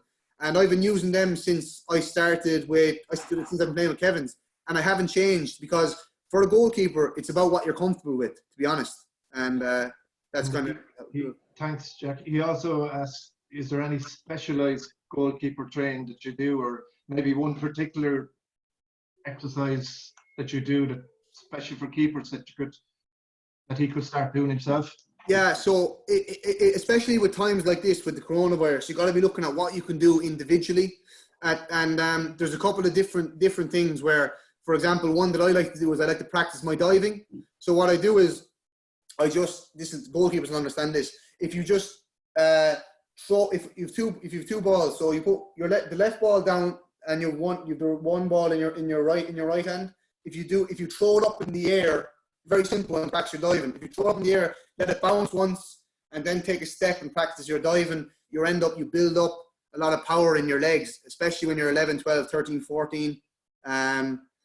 The jump and diving after things and pushing them away. You don't need a goal. It's so simple. It's something we still do at training. You don't need a goal post. You don't need anyone else to help you. But one of the things that I didn't advise, they're cheap enough. I think I got one for 30 quid, is to get a rebounder as a goalkeeper, and you can order them. They're unbelievable. What they do, you literally throwing the ball at different angles and practicing your saving, and they're made at different angles. So that'd be something I'd look at investing, especially in times like this. That's what I'm doing out the back garden. I have the rebounder throwing balls off and practicing diving. So that might be something. But if he wants to get on to me, I can help him do a few things as well. So Great, Jack. Turn on the lights. Yeah. Oh, sorry. So while we're there, I can share. We have a couple of images of the home setup on the rebounder, etc. So we just cut to that. Yeah. Great. So here's the rebounder. Oh, this is funny. I did not know this was going to come up, even though I just started talking about it. Yeah, well, with our context.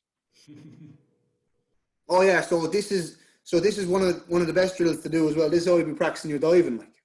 Just to let you know, folks, this is slow motion. This isn't jacking. Good save. Brilliant, yeah. And while we're on the homemade drills, I'll just roll on the second one. Oh yeah, so this is important as well to talk to the boys about, especially goalkeepers, about their plyometrics and their jumping. So jumping is really, really important.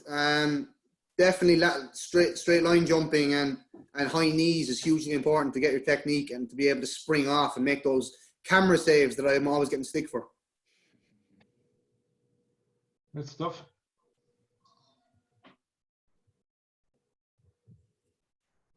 I think it's important for the boys as well to recognise that utilise what you have in the house. Like you could have, for example, like you could put down, like I have poles and cones and things, but you could put even turn a deck chair sideways, put it down in the garden and practice doing hops over them and just hops and skips over them. And things like that are really, really important. You know, just making the most of what you have in the back garden, really. Super, Jack. Yeah. I have 2 questions from the one household. There's a big football family, the Hammonds. Yeah. So Molly and Danny, they have a question each, and thankfully they get their football prowess from their mother's side. Anyway, Molly asks, and I think you covered a bit already, but I mean, have you ever been rejected in football terms, and how did you feel? You know, you mentioned. Oh, Molly, why are you trying to embarrass me in front of everyone now? Of course I have. And I think Molly, it's such an important question that you have to ask, because this happens at every club that I've ever been at. Like, I've been second choice done, as you said, I've been dropped. You know, you've been left out of the team. And managers that you play with, when you're not in the team, they don't talk to you. And these are all aspects of being dropped and being left out of teams that you have to try and accept and take on board. And it's important for the young lads to recognise that's really, really hard to do too. So I think it's important to say that, yeah, I have been dropped, and being able to openly say, yeah, I've been dropped, but I work as hard as I can to get back into that team and not take it personally is the most important thing there. Like, if you get left out, it's obviously for a reason. The first thing I always do is I go to the coach and say, you've left me out. Why have you left me out? What can I do to get back into the team? And I think that's important, because they're the things that you need to, that's how you go about getting yourself back into the team. Having the maturity and being able to swallow your pride and be able to say, right, you've left me out. It's a bit embarrassing. It's tough for me. But what can I do to actually get myself back into the team? And being dropped is part and parcel of being a footballer. And you'll get it throughout your career in every team that you're playing. So it's really, really important to stand up for yourself and express that you're not happy in the correct manner. And that's so. For example, like I know a lot of lads I would have played when I was younger would have sulked or would have stormed off or not talked to the coach. That's not what they want to see. They want to see how you react. Can you approach them in a mature, controlled manner and say, right, what can I do to get back into the team? And when they tell you, it's important not to interrupt them, not to bite back or answer back. Listen to what they have to say, go away and process it, calm down and say, right, do you know what? He or she is actually correct. I'm going to work on that in training and show them that I'm trying to work on that in training. And that's something that comes with the experience. Great. Thanks, Molly. And Danny Hammond then asks, you know, how hard was it for you to become a professional footballer, and what extra work would you have done outside of training and that made a difference? Danny just sees me driving up and down in my car thinking I'm doing nothing every day. So I have to actually explain to him that what I actually do. So it's funny you say, Donagh. One of the things that I always said was, I don't want to travel to Dublin 3 times a week and say to myself, that's enough now, I've done my training for the day. Like, even so Donagh, let me think. One of the things that I always did was I would be that person who'd go down to the GAA pitch at 8 o'clock in the morning on a Sunday when it's lashing rain and practice my kicking in the rain. I would go for that run in the winter in the off season. One of the things that I was always a massive fan would be of, if someone asked me to do 10 press-ups, I'm doing 12. I'm going to do more than the person beside me. I'd always look at the player in my position. Is the goalkeeper out in a run? Right, I'm going for a run. Because you're going up, but you got to be at least up to date with your competition and all the players that you're playing against. Like, without doing it in a way of being spiteful of them. You've got to be keeping on top of them. You've got to be tipping away every day without being distracted by the competition. You've got to be tipping away. And I'm always thinking, like, for example, like, I think I probably on top of my goalkeeping sessions, I probably do five gym sessions a week in a monitored. Like I look after myself, wouldn't be pushing myself on to the point of burnout, but I'd be always looking after myself. I have big charts on my wall saying what can I improve on? Sleep, huge. All that extra training. Where can I do it? How can I manage my load? So it's not about doing an unbelievable amount more. It's actually about how to integrate it all in a way that I can improve but not tire myself out, and that comes with experience. So for some of the pillars for me would be actually training with my team, my own extra bits that I do on my own, my nutrition and my sleep, and balancing them doesn't necessarily ever mean you have to do loads and loads and loads, but it actually means balancing them out properly across different days. I hope that answers your question. The point is, it's not about doing 10, 12 hours more a week than anyone else. It's about doing enough for you to recognize that, that's how I progress over time, rather than I'm going to go straight from here to here. It's small little bits all the time, constantly working on different things in a different manner. Jack Grace asks, and Jack is from a big sporting family in Ballina. Jack asks, played a bit of GA. Yeah. And he asks, were you on goals when you played GA? So I was until I was 14, and I ended up playing, and I played with the tip minors, the tip 21s, and then I was in with the tip seniors as well. And I was always playing in goals when I was playing with tip as well.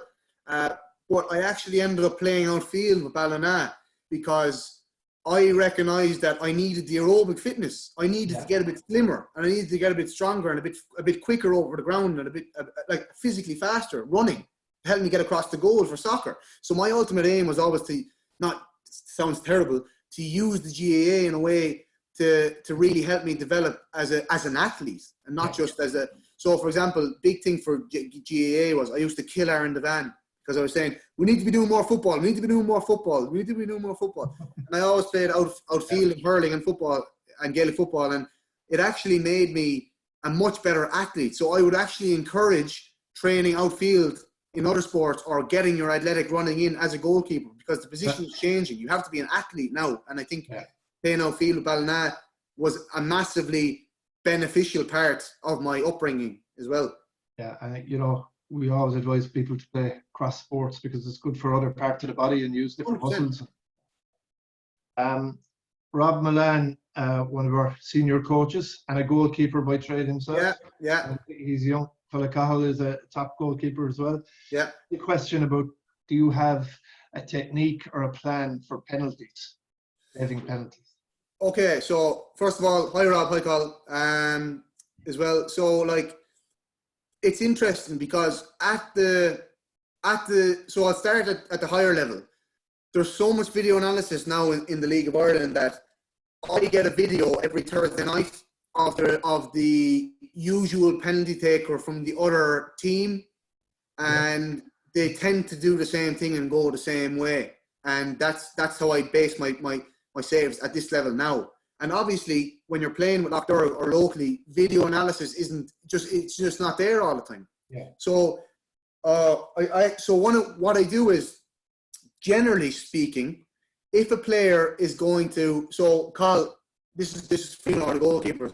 If you are staring right in front of you and the penalty taker is directly in front of you, if he has a very, very straight run up, if the ball is there and he's very, very straight, that generally means he's going to kick it across his body. Where if he goes very, very wide, that generally means he's going to roll it into the side of the goal that his foot is following. So if he's right-footed, he'll go into the right, but he'll go right. And if he's generally running straight up, he obviously can't open up his body and go that way. So he has to go across his body. If he's running up very straight, it generally means he'll go across his body. If he's running at an angle, or if he's opened up, it means he's going to open up his body. I hope I've explained it the best ability now. Oh, that's excellent. So you don't guess? No, I'll always look at. I won't, because I'll always look at the run up. Now he might. The strikers are clever. They might look a different way, or they might bend it in. but I'm just going with what Yeah. my intuition would be and the general rule of thumb, because penalties are a lottery in general, you know. Another question from one of our senior coaches who's trying to look like Klopp these days, Ray Hickey. Do you feel that having been coached by your dad, it's a controversial question now, did this bring you extra pressure or was it a positive? And how was home life after maybe how was home life after maybe a howler? I think I see Donald Hammond having a look around there as well. So for me, it's funny you say it. So when he was coaching me, I did feel extra pressure because away from football, he's my dad. I want to impress him. I want to do my best for my dad, and that is something that I was always very conscious of as a young player. So that's when I made the mistake in the All-Ireland final, and the manager said to me, "You can't be looking at your dad." That's when I realised I'm now at a level where I'm trying to become a professional. I can't take all his opinions on board. So it was very, very tough at the start because he was tough on me because he wanted to be the best out of me. What I have to say, and this is for the boys listening who have dads as their coaches as well, and girls, you have to accept that they just want you to be the best that they think that you can be. And I think that's a really important thing to recognise. They're not giving out to you because they want you, they're giving out to you for the sake of it. They're giving out to you because they want you to be a better player. And that was something Dad always said to me after he gave out to me. It was funny though, if I made a mistake coming home from Home Farmer Kevin's, it was 2.5 hours of silence on the motorway on the way home, and that was the worst thing ever. So he'd be like, "Why didn't you come for that cross?" And I'd roll down the window and stick my head out the window for 2.5 hours on the way down. And unfortunately, as you said, in the household, when you bring it home, it is there, it lingers. And I think the most important thing that you can do, lads, if you're listening to this, is you have to actually break the elephant in the room. You have to talk about it. You have to say, in my opinion, I did X, Y, and Z. I should have came for that cross. And if your dad says, or your mum says, "Well, I think you should have stayed in your line or waited," you have to have the discussion. Because I have to say, the reason why I became probably as good as I am and as self-aware as a goalkeeper as I am is because after half an hour, 40 minutes, when I let the seeding go on the way down in the car, we spent another hour and 15 minutes talking about what I could do to improve. And actually having my dad and his football intelligence and the level of understanding that he had about the game made me so much a better player. And I think the boys have to realise that you can't fob off. You can't say, "Stop talking to me, I don't want to hear this." Yeah. Because you might take 2 or 3 things from the conversation that upset you and realise in 2 or 3 days' time, "Do you know what? I can work with that and it'll actually make me a better player." And I think you have to accept that your parents are going to want you to be better players. And I think that's something that comes with it. And I was actually lucky that my dad gave me that. Yeah, that's good advice. And I think you'll agree, it's okay to be disappointed. It shows you care, but have it out, as you say, and put it behind you then soon after. Yeah. Donagh O'Shaughnessy, centre forward with the or centre back. I was telling his manager there where he playing with the under-11s. He's asking about your favourite other goalkeepers and who are your goalkeeping heroes growing up. I think I know this sounds like a generic one, but it's true. So Shea Given would be one of them, and probably Gigi Buffon. And I'll tell you why as well, because these players, actually, these goalkeepers, they in all the interviews they ever have, they don't talk about technical ability. They don't talk about mistakes. They talk about kicking it and catching it. They are unbelievable goalkeepers at keeping it simple. I could go to Kevin's home farm, play in the League of Ireland, have all the technical ability that I could possibly have, all the training. The most important thing that those 2 goalkeepers taught me was save the shot, kick well. I know that sounds so basic, but going into a game with the thought process of being unbelievably simple and keeping the game very, very simple has made me a much better goalkeeper, and not trying to complicate things or impress scouts or impress coaches when I was younger. That's something you have to move away from. if you keep the game simple, you become a better player. And that's what I took from Shea Given and Gigi Buffon. Yeah, and it's interesting not to be going back to your height, but Shea Given was around the 6 foot as well. Was he 6'1", I think? I think he's or that, so. 6'1", yeah. And that's it. So I'd mimic a lot of my style or my game on stars like that. So I'd advise coaches to tell their players to look at players who are similar in stature and obviously in their position, and base your game on the top players like them. Look at YouTube videos of them. Look at matches where they're playing. That's where you learn. That's how you learn from top players. And that's what I did. That is what I did. And Liam, in the same household, asks about, do you have any mottos? Do you have any things you might like to share? No, but did you share lines that you say to yourself? For so I know this. I know we're tight on time, but one of the most important things that I've worked on in the last couple of years is self-talk. So it's not actually a motto, but what I do is to keep myself concentrated in the game. I'm always talking to myself. I'm always saying, that was a good switch. That was a good pass. That was a nice clip. But he's running down the line now. Make sure you turn him left. Left foot, Freelo, left foot. And so it sets off trigger words for me to talk to my defenders. So what I do is when the ball is being played in front of me by the opposite team, I'm saying he's going to try and slip it in there now. He's going to go down the wing with that. He's going to go along. He's going to kick that long. Oh, he's going to try and header that one. He's going to try and play a short pass. And that's how I stay focused in the game. So it's something, and that can be applied to any position. A centre forward, a centre back can say, a centre forward might say, he's going to slip it down the side for me now. That's a trigger for me to make the movement. You know, they're the kind of things that self-talk has been an unbelievably important thing. And what it does is it takes your nerves away, because you don't have time to think about being nervous or being anxious, especially playing in front of big crowds and playing in big games. The self-talk actually takes you away from those things, where your only focus at this moment in time is on the ball and the play in front of you. And that's a massive thing. Yeah. There's a question there, George, from ask, where do you go for the trials? But obviously now there's the League of Ireland pathway, as you said, but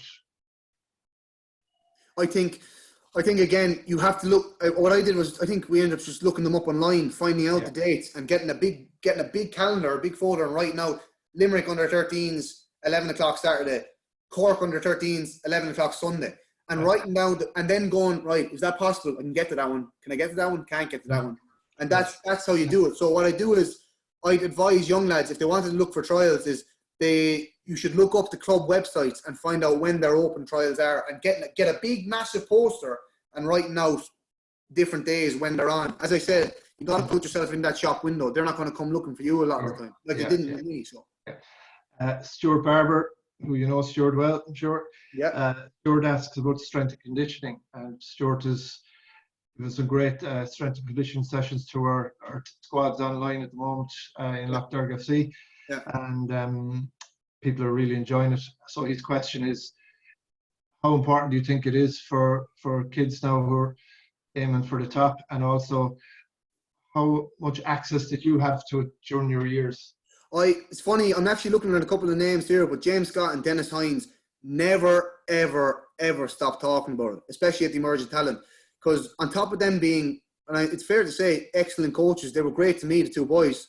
But they every day they came in. We came in on a Monday night and they said, did you do your program for the week? And you know, it's doing your body strength. So your planking, your press ups, your pull ups, things that you can do with your body that doesn't require a lot of weight, is exactly what the young boys should be looking at doing now at home.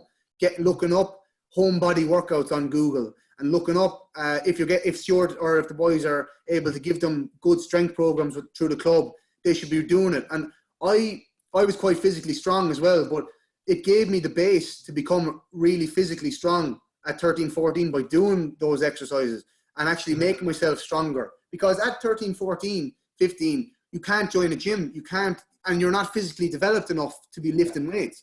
So by strengthening them up, by doing your body weights and the body weight programs, you inevitably become much stronger, much quicker, and actually much fitter over time. So for Dennis, Scotty, thanks a million for that. Okay, two final questions.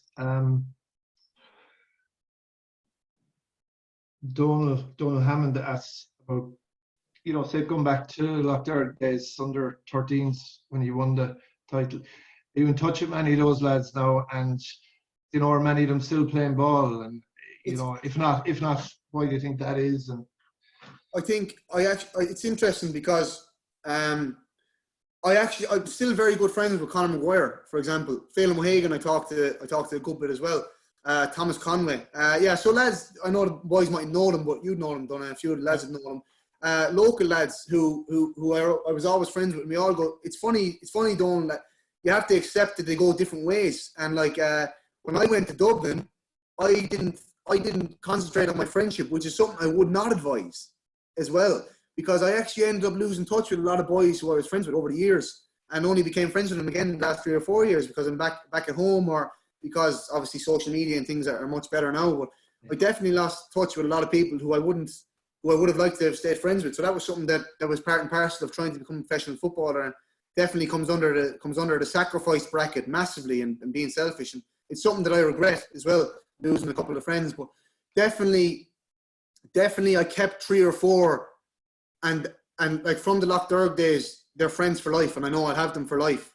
I'd like to be in touch with probably 6 or 7 more, but obviously it's not possible a lot of the time. But definitely still very close to 3 or 4 boys who actually still live in Ballina as well. It's great to see them. Good. And one final question, and let's say this is from me. It's not an easy one now, so if you want to plead the fifth on this, do. But no, I wouldn't do that now. You're only 23, yeah? 23. 23. Yeah, you're one of the top young keepers in Ireland, in the Premier League in Ireland. Is it still a dream to go further? I think you sorry, I should qualify, but you know, as you say, you kept the balance. You're now teaching, you're a secondary school teacher in Blackrock. You know, do very well. We're just curious. Is the dream still there for you? It's a great question for a keeper. Like. It's a great question, Donagh, and I didn't touch on it earlier, but you don't have to be 6'6" to play in every professional league in any other country. So I would definitely say I'm always striving to be at the best level. Like I should be striving to win an electricity league. That's what I want to do next, because that's my current goal. But I think I done it the right way. I got my Bachelor of Education. I got my Bachelor of Arts, and I have a Master's now. I now have the platform to actually go and enjoy playing football with no pressure from the education side. So I have that to fall back on now, essentially, where football is my priority, but I have my education now that when I need to, I can use it. And I think for me, you should always dream and always strive to be at a better level than you're at now. And it's this thing that we call a growth mentality. I've tried to work on myself for the last couple of years, where you should always be looking to play at the next level and always be trying to push on. So absolutely, Donagh. And nobody should be saying, "No, I'm happy now. No, I'm happy playing the League of Ireland Premier Division." No way. You should always be saying, "Right, I need to go from Lough Derg to North Tip to representative squad to Ireland to maybe abroad." That's how I look at it. You should always be driving for more, and that's probably the best piece of advice I'll give the lads. Yeah.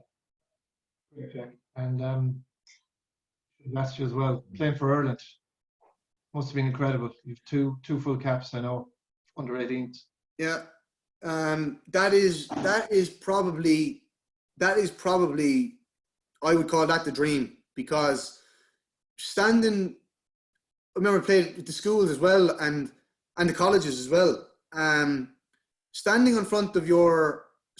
on when you come out of the tunnel in your Irish gear, and you hear the national anthem play, and you're playing against another national team, that is probably the proudest moment as a player that I've had. And I think there's nothing like representing your country at any level, on any stage. And I think that is something that I will always have and always treasure for the rest of my life. And I have my cap is up on the wall here, and walking past it and recognizing, and sometimes stopping and saying, you know, playing for Ireland and playing against really good players and representing my country and being at that level is something that genuinely can't be compared to anything else. Absolutely. Well done. Ray, have we any other questions in the locker there? Or Have we taken up? It's funny though, I'm running out of answers here, Donagh. Ray, you're on mute there, Ray. Ray, you're on mute. Okay. Yeah. Now, so we've no more questions come in. I've unmuted everyone, so if anyone has a question they'd like to fire in.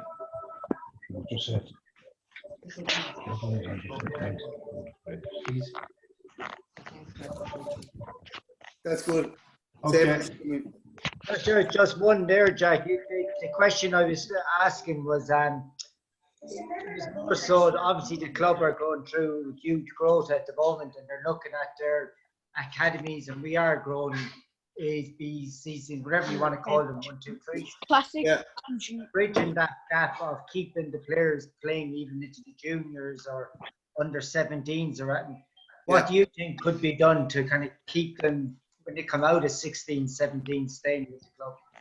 I think it's really, really important, Donald, as well, that there's a structure in place that doesn't necessarily put them straight into a senior team, because I think it's really, really important that there's a club or a team available at 18s and 19s at local level, because it doesn't work out for everyone at League of Ireland, and I think it's really, really important to have a structure in place nearly at the same age group as the League of Ireland setups to definitely try and keep them. And I think it's really, really important as well to, if you're going to try and keep lads, I know this is something the players haven't been happy with underage myself. If you're going to keep lads and you're going to promise them certain things like they're going to play or anything like that, you have to abide by it and definitely stick to it. Because I think one of the things that I've noticed with players as well is that, especially at a younger age, if a manager isn't honest with them about things like that, they'll lose faith in them. And I think having that to try and keep the players can be really, really difficult. But I think it's really, really important that you make the sessions as enjoyable as possible and try and play the way that sometimes you tailor it to the way that some players want to play, and it can't be all your own style. And I think that's really important in trying to keep a player happy and essentially not feel that he needs to leave the club, you know? Cheers, Jack. Anyone else, guys?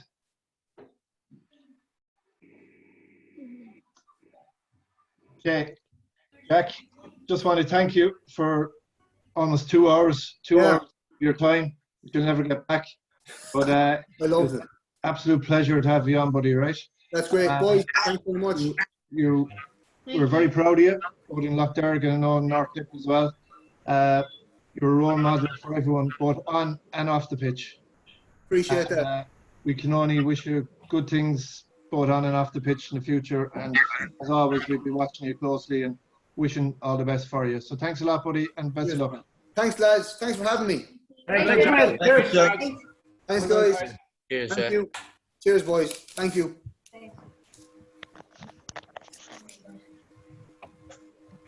Bye.